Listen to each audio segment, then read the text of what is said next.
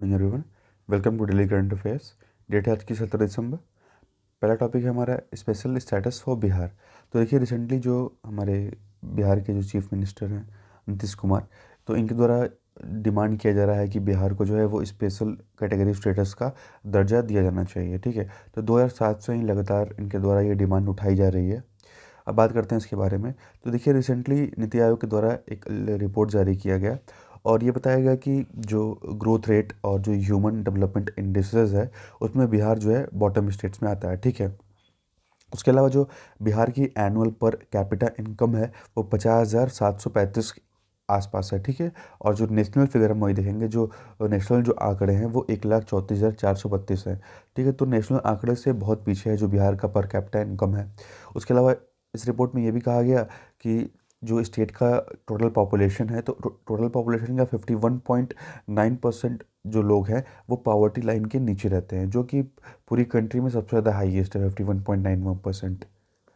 उसके अलावा बिहार जो है वो स्कूल ड्रॉप आउट्स में जो है वो उसमें भी बैडली परफॉर्म कर रहा है। और चाइल्ड माल की बात आती है, वहाँ पे भी बैडली परफॉर्म कर रहा है। मैटरनल हेल्थ या इन्फेंट मोर्टेलिटी रेट में भी बिहार जो है वो बैडली परफॉर्म कर रहा है। बात करें कि ये स्पेशल जो कैटेगरी स्टेटस होता है ये क्या होता है, इसके बारे में देखते हैं। तो देखिए हमारे संविधान में स्पेशल कैटेगरी स्टेटस दिए जाने का कोई प्रोविज़न नहीं है। जो हमारी केंद्र सरकार है, जो सेंट्रल गवर्नमेंट है, ये राज्यों को एक फाइनेंशियल असिस्टेंस जो है वो प्रोवाइड करती है। ठीक है, एक तरह का जो पैसा है वो प्रोवाइड देती है ताकि वो अपना जो है डेवलपमेंट कर सकें। उसके बाद देखिए ये जो है 1969 में जो फिफ्थ फाइनेंस कमीशन बना था, जो पांचवा वित्त आयोग था, तो इसके रिकमेंडेशन पे जो है ये स्पेशल कैटेगरी स्टेटस का दर्जा जो है वो दिया जाता है। और ये बेस्ड है गडगिल फार्मूला पे। और अब इसके कुछ पैरामीटर्स दिए हुए हैं कि अगर वो स्टेट जो है इन पैरामीटर्स को पूरा करता है तभी उसको हम स्पेशल कैटेगरी स्टेटस का दर्जा दे सकते हैं। जैसे वहाँ हिली टेरेन अगर है, उसके अलावा पॉपुलेशन डेंसिटी अगर वहाँ की कम है, या जो ट्राइबल पॉपुलेशन है, अगर ट्राइबल पॉपुलेशन में वहाँ ज़्यादा देखने को मिले तो हम दे सकते हैं। ठीक है, और वहाँ की उस स्टेट की स्ट्रेटजिक लोकेशन क्या है और किस किस कंट्रीज़ के साथ जो है बॉर्डर जो है वो शेयर कर रहा है। उसके अलावा इकोनॉमिक कंडीशन स्टेट का, या जो स्टेट का जो इंफ्रास्ट्रक्चर है वो कितना बैकवर्ड है, कितना पीछे है।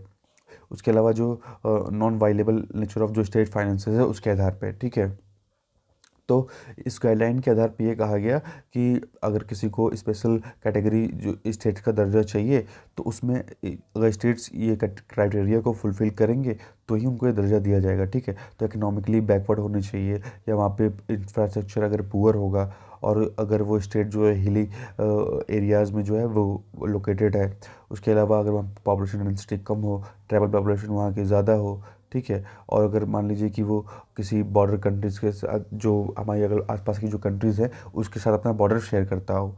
देखिए शुरू शुरू में जो नेशनल डेवलपमेंट काउंसिल था वो स्पेशल कैटेगरी स्टेटस जो है वो प्रोवाइड किया करता था, लेकिन अब जो है वो अब हमारी ये काम जो है हमारी केंद्र सरकार करती है। अब इसकी बेनिफिट देखते हैं। तो बेनिफिट ये होता है कि देखिए जो सेंट्रली स्पॉन्सर्ड जो स्कीम्स होती हैं, तो उस राज्य में जो सेंटर स्पॉन्सर्ड स्कीम्स होंगी, जो भी केंद्र सरकार के द्वारा जो स्कीम चलाई जा रही हैं, तो उसके लिए जो पैसे दिए जाते हैं तो उसमें 100% में से 90% जो परसेंट जो पैसा होगा वो केंद्र सरकार आवंटन करेगी, केंद्र सरकार ही देगी। और बाकी का जो 10% पैसा है वो भी केंद्र सरकार के द्वारा ही दिया जाएगा एज ए लोन। ठीक है, तो यहाँ 0% इंटरेस्ट पे जो है बिना किसी ब्याज के जो है एक तरह से 10% पैसे लोन दे दिए जाएंगे। और जो बाकी का 90% जो पैसा होगा वो सेंटर की तरफ से दिया जाएगा, जो भी केंद्र सरकार के द्वारा जो स्कीम चलाई जा रही है उसके लिए। अब इसके संबंध में क्या कंसर्न्स है देखते हैं। तो considering special status to new state will result in demand from other state and dilute the benefit further. तो कहीं ना कहीं ये कहा जा रहा है कि अगर मान लिया ऐसा किया जाता है तो इसकी वजह से क्या होगा कि मान लीजिए किसी एक और एक्स्ट्रा स्टेट्स को ऐड कर लिया गया और स्पेशल स्टेटस अगर दे दिया गया, तो दूसरे जो स्टेट्स है उनकी कहीं ना कहीं जो उनको जो बेनिफिट मिल रहा है वो कम हो जाएगा। It is also not economically beneficial for states to seek special status as the benefit under the current dispensation are minimal। ठीक है, तो इसमें अब ज़्यादा बेनिफिट भी हमें देखने को नहीं मिलते हैं, तो स्पेशल जो स्टेटस है उसका कोई महत्व यहाँ नहीं बताया जा रहा है, उसका उतना महत्व नहीं है क्योंकि अब उतने बेनिफिट नहीं रह गए हैं। Therefore state facing special problems will be better of seeking A special package. और इसीलिए अगर मान लिया वो राज्य जिनको स्पेशल प्रॉब्लम्स देखने को मिल रही हैं, तो वो जो है वो केंद्र सरकार के द्वारा स्पेशल पैकेज ले सकते हैं। ठीक है, स्पेशल पैकेज का मतलब यहाँ हो गया कि लोन वगैरह ले सकते हैं। अब बात करते हैं इस समय की, तो देखिए 14th finance commission has now away with the special category status. तो जो हमारा 14वां जो वित्त आयोग है उसने स्पेशल कैटेगरी स्टेटस को जो है सपोर्ट नहीं किया है। ठीक है, केवल जो नॉर्थ ईस्टर्न स्टेट्स और जो हिली एरिया वाले स्टेट्स हैं उनके लिए केवल सपोर्ट किया गया, बाकी और किसी स्टेट को ये दर्जा दिया जाना चाहिए उसके लिए जो है 14वां वित्त आयोग जो है वो सपोर्ट नहीं करता है। उसके अलावा ये क्या सजेस्ट करता है, देखिए the resource gap of each state be filled through the tax devolution. तो टैक्स डिवोल्यूशन बताता है, मीन्स ये कहा गया कि जो स्टेट और सेंटर का जो टैक्सेस का जो शेयर होता है, तो जैसे पहले सरकार जो है 32% जो टैक्स का शेयर जो है स्टेट्स को देती थी, और उसको बढ़ा के जो है अब 42% कर दिया गया है, जो कि इम्प्लीमेंट किया जा रहा है 2015 से। नेक्स्ट हमारी न्यूज़ है पार्कर सोलर प्रोब। तो देखिए नासा के द्वारा लॉन्च किया गया था पार्कर सोलर प्रोब, ठीक है, 2018 में, जिसको लॉन्च किया गया था कि वो जो सन का जो कोरोना है उसकी स्टडी करेगा। ठीक है, तो कोरोना जो सन का जो आउटर एरिया होता है, तो आउटर एरिया पे ये जो पार्कर सोलर प्रोब है वो पहुंच चुका है। सन के जो आउटर एरिया होता है उसको हम कोरोना बोलते हैं। उसके बाद देखिए इसका इंपॉर्टेंस क्या होगा। The achievement would help scientist discover critical information about the sun and its influence on solar system. तो सन के जो है वो स्टडी करेगा और इसका क्या इफेक्ट पड़ता है हमारे सोलर सिस्टम पे उसकी स्टडी करेगा। 2018 में देखिए पार्कर सोलर प्रोब को लॉन्च किया गया था। ठीक है, और ये सन के एटमॉस्फेयर तक जाएगा, close to the surface then any spacecraft before it. तो इससे पहले कोई भी स्पेसक्राफ्ट जो है वो इतनी करीब तक सन के नहीं पहुंचा है, और बहुत ब्रूटल हीट झेलते हुए, बहुत रेडिएशन झेलते हुए जो है वो यहाँ तक पहुँचा है। और उसके अलावा अभी तक ये कहा जा रहा है कि अभी तक इतना नज़दीक जितना ये सोलर प्रोब पहुँचा है पार्कर सोलर प्रोब, उतना नज़दीक जो है कोई भी स्पेसक्राफ्ट जो है वो सन के इतने करीब कभी नहीं आया। In order to unlock the mysteries of sun atmosphere, Parker solar probe will use Venus gravity. तो देखिए ये वीनस की ग्रेविटी को जो है यूज़ करेगा, और करीब करीब 7 साल का इसको टाइम लगेगा पहुँचने में। ठीक है, the spacecraft will fly through the sun atmosphere as close as 3.9 million miles. तो करीब करीब जो है 3.9 मिलियन माइल्स जो है ये सन के एटमॉस्फेयर के दूर रहेगा, well with in the orbit of mercury. और कहीं ना कहीं जो मरकरी का जो ऑर्बिट है उसके अंदर ये बताया जा रहा है, and more than 7 time closure then any spacecraft has come before. और इतना मीन्स एक तरह से जो भी स्पेसक्राफ्ट सन के लॉन्च किया जाता था वो जितने पास जाते थे, तो उससे 7 गुना पास जो है ये स्पेसक्राफ्ट पहुँच गया है। ठीक है, अब बात करें, देखिए 3 इसके ऑब्जेक्टिव है मेनली।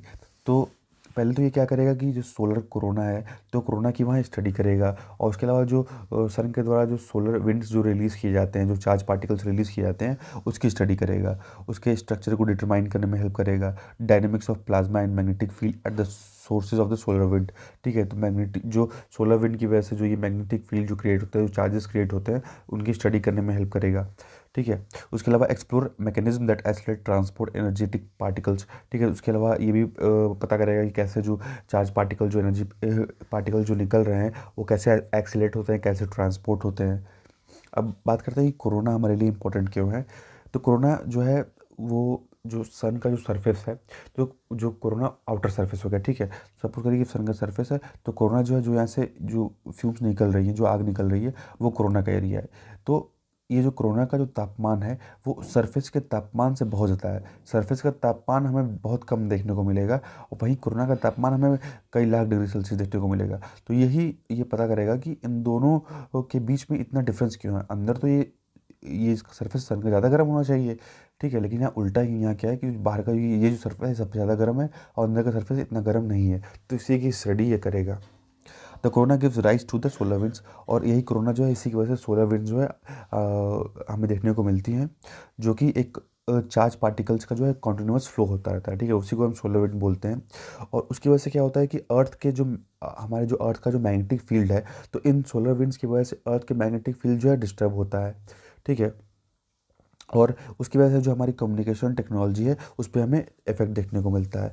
और तो अब साइंटिस्ट का ये कहना है कि इसकी वजह से अगर हम इसकी स्टडी कर पाते हैं तो हमें ये पता चल जाएगा कि जो भी अर्थ के स्पेस में जो इन्वायरमेंट में जो चेंजेस होने वाले हैं उनको हम पहले से ही पता कर सकते हैं, फोरकास्ट कर सकते हैं उन चेंजेस को होने से पहले ही।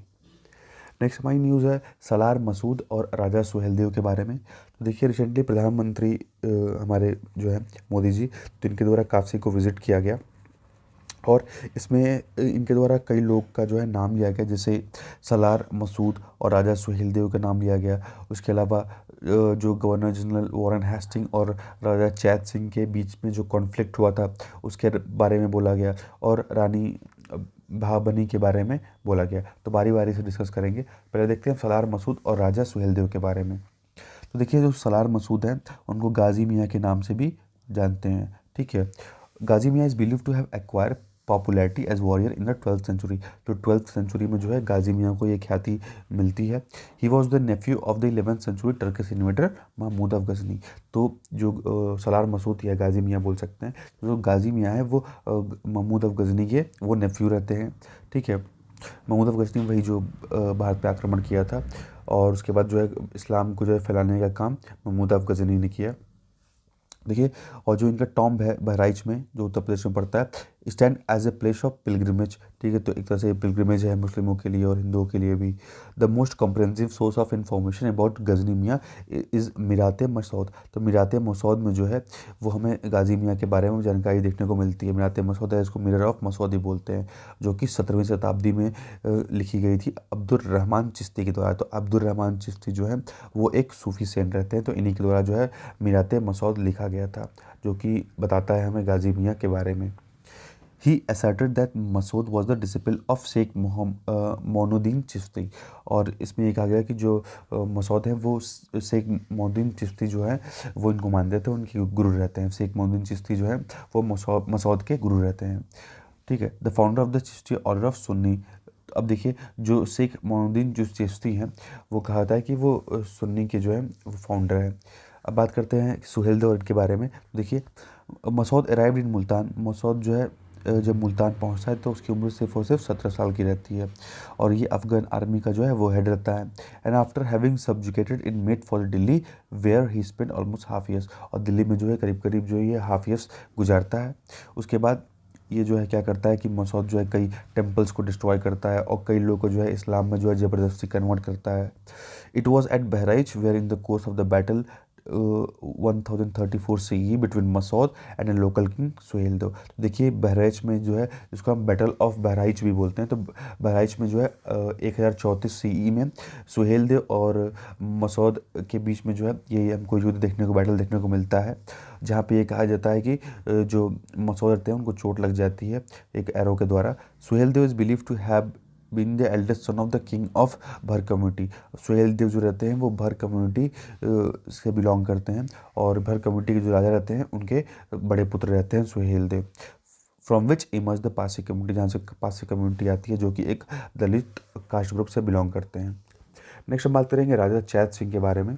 देखिए अब 18th सेंचुरी में बनारस में जो है डिक्लेयर किया गया independence from the Nawab of Awadh से, जो है जो अवध के जो नवाब थे उनसे इंडिपेंडेंस जो है 18वीं शताब्दी में जो है डिक्लेयर किया गया बनारस में। और 1771 में Maharaja Chait Singh succeeded to the throne of Banaras. तो 1771 में जो है महाराजा चैत सिंह बनारस की गद्दी पर जो है बैठते हैं, ठीक है। और ये अंग्रेज़ों की सहायता से इनको ये गद्दी मिलती है। 2 साल के बाद क्या होता है कि महाराजा जो रहते हैं वो ईस्ट इंडिया कंपनी को अपना डोमेन जो है ट्रांसफ़र कर देते हैं। उस समय ईस्ट इंडिया कंपनी को हेड करते रहते हैं वॉरेन हेस्टिंग, ठीक है। उसके बाद जब मैसूर का जब युद्ध चलता रहता है, जब 1778 और 79 के आसपास में जब मैसूर वॉर चलता रहता है, तो उस समय अंग्रेज़ों को जो है रिसोर्सेज की जो है ज़रूरत रहती है। तो वो महाराजा चैत सिंह से जो है यहाँ पे पैसा मांगते हैं, ठीक है। तो उस समय हैदर अली के साथ जो है अंग्रेज़ों की लड़ाई होती रहती है, तो उसी लड़ाई में जो है पैसे मांगते हैं और कुछ सैनिक मांगा जाता है चैत सिंह से, अंग्रेज़ मांगते हैं, तो ये मना कर देते हैं, ठीक है। तो अब उसी की वजह से क्या होता है वॉरेन हेस्टिंग जो है बनारस पे आक्रमण कर देते हैं। और ये कहा जाता है कि वहाँ पे क्या हुआ था, जब वॉरेन हेस्टिंग्स जब बनारस में आक्रमण किया तो यहाँ बहुत से जो लोग हैं वॉरेन हेस्टिंग के वो मारे जाते हैं, और वॉरेन हेस्टिंग को जो है यहाँ से भागना पड़ता है। तो उसी उसी की वजह से बनारस में कहावत है कि घोड़े पर हौदा हाथी पर जिन, काशी से भागा वॉरेन हेस्टिंग। तो उसी से ये कहावत निकल के आती है, क्योंकि यहाँ हाथी से जो है ये रातों रात जो है वॉरेन हेस्टिंग भाग जाता है उस युद्ध से में हारने के बाद। ये जो राजा रहते हैं महाराजा जय सिंह, इसको हरा के यहाँ से भगा देते हैं। नेक्स्ट हम है हमारा टॉपिक रानी भाबनी। तो देखिए रिसेंटली जो है इनका भी नाम जो है मोदी जी के द्वारा अपनी स्पीच में लिया गया था। देखिए भाबनी जो है ये बंगाल से बिलोंग करती हैं, ठीक है। और इनका विवाह जो है वो राजा रमाकांत राय से हुआ था, जो कि ज़मींदार रहते हैं, ठीक है। तो नातौर स्टेट के ये ज़मींदार रहते हैं, और अभी नाथुरा स्टेट जो है वो बांग्लादेश में पड़ता है। और तो रमाकांत रे के मृत्यु के बाद जो है 1748 में इनके पति की मृत्यु हो जाती है। तो उसके बाद जो भाबनी को अब ज़मींदारी की जो पावर है अब उनको इनको मिल जाती है, ठीक है। तो ये बहुत कमी महिलाएं उस टाइम रहती हैं जो ज़मींदार रहती हैं, तो ये वन ऑफ दोज है वो। अब इनके बात करते हैं कंट्रीब्यूशन की। तो देखिए इन्होंने समाज को सुधारने के लिए बहुत से काम किए। उन्होंने कई स्कूल्स वगैरह चलाए, ठीक है। और कई लोग बच्चों को जो स्कॉलरशिप वगैरह प्रोवाइड किए। करीब करीब 350 जो है मंदिर बनवाए, गेस्ट हाउस बनवाए across different parts of the country.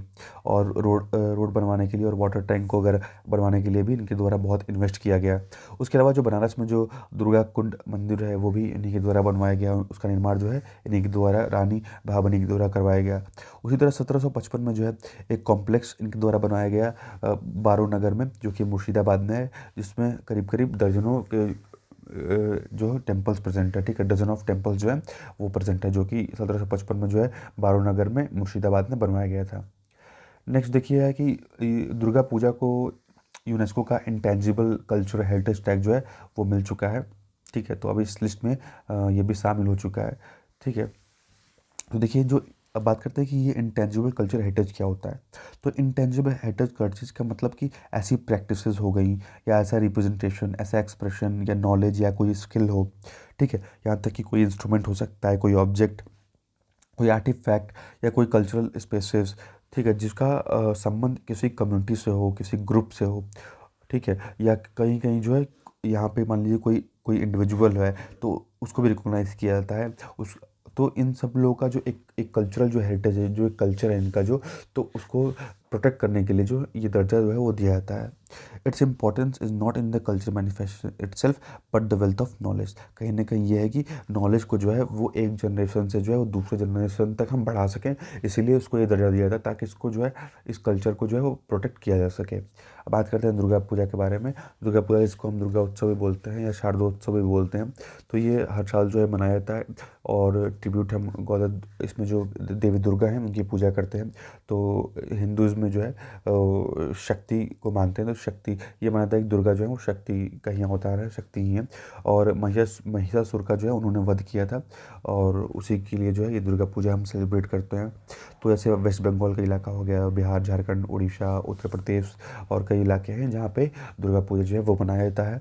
10 दिन का ये फेस्टिवल होता है, और जो लास्ट के जो 5 दिन होते हैं वो ज़्यादा इंपॉर्टेंट होते हैं, ठीक है। तो यूनेस्को के द्वारा जो है इसको अब एक इंटेलिजिबल हेरिटेज में जो है शामिल कर लिया गया है।